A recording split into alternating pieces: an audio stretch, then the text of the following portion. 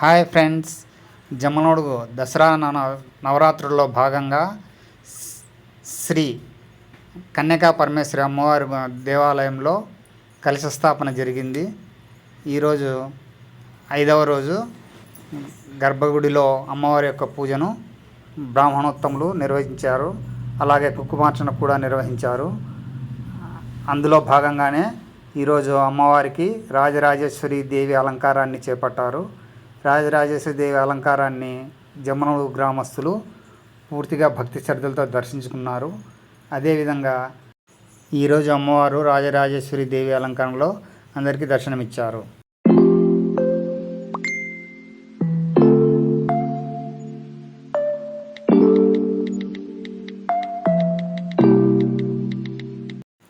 దర్శనం అనంతరం భక్తాదులందరూ తీర్థము ప్రసాదాన్ని స్వీకరించారు.